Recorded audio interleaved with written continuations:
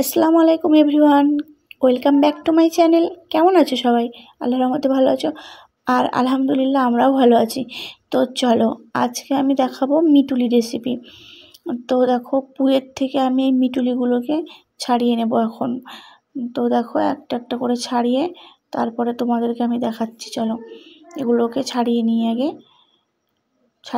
দেখাচ্ছি। তো দেখো এগুলো আমি অলরেডি ছাড়িয়ে নিয়েছি। তো এর মধ্যে দেখো দু একটা পাতা চলে এসছে, মতলব পুঁইয়ের পাতা।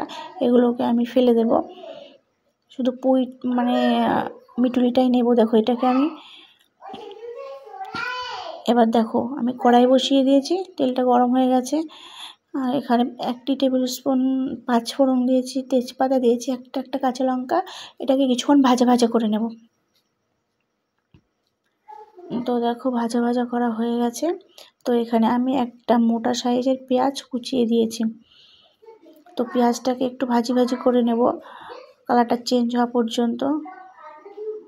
দেখো তো হয়ে গেছে। এখানে আমি এবার ওই যে মিটুলি আর আলুকে কেটে ধুয়ে রেখেছি, এটাকে দিয়ে দিচ্ছি তেলের উপরে। দেখো দিয়ে এটাকে একটু আবার ভাজি ভাজি করব মিটুলি আলুটাকে।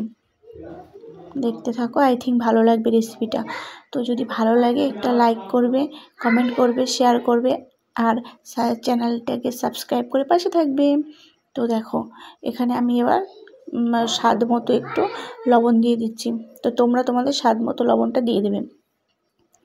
তো দেখো লবণ দিয়েও আমি একটু নাড়াচাড়া করতে থাকবো এইভাবে।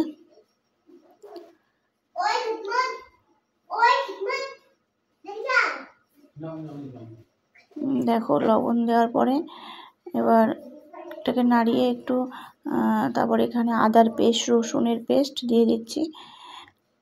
দেখো 1 টেবিল স্পুন করে দিয়েছি।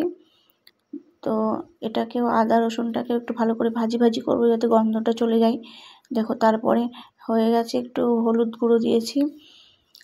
তো এবার দেবো এখানে 1 টেবিল স্পুন জিরের গুঁড়ো।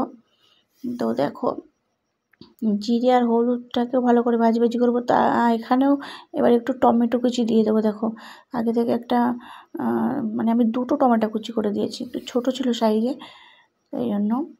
তো দেখো এবার এগুলোকে টমেটোকে মশলার সঙ্গে ভালো করে মিশিয়ে আর একটু ভাজি ভাজি করব। দেখো এভাবে একটু নেড়ে চড়ে ভাজি ভাজি করে নেবে যাতে হলুদের গন্ধটাও চলে যায়। দেখো এবার এই পর্যায়ে এসে আমি একটু ধনেপাতা কুচি দিয়ে দেব,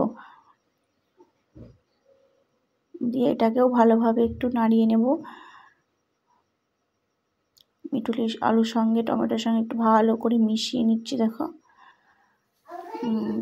তারপরে দেখো এটার থেকে তেল ছাড়তে শুরু করে দিয়েছে। দেখো মশলাগুলো সুন্দরভাবে কষে গেছে, তার মানে এবার এখানে আমি একটু পানি অ্যাড করব। তো দেখো পরিমাণ মতো পানি দিয়ে দিয়েছি। দেখো কি সুন্দর কালার এসছে না?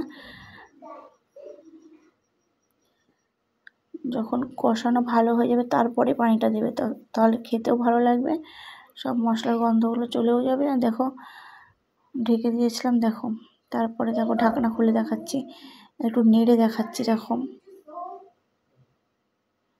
দেখো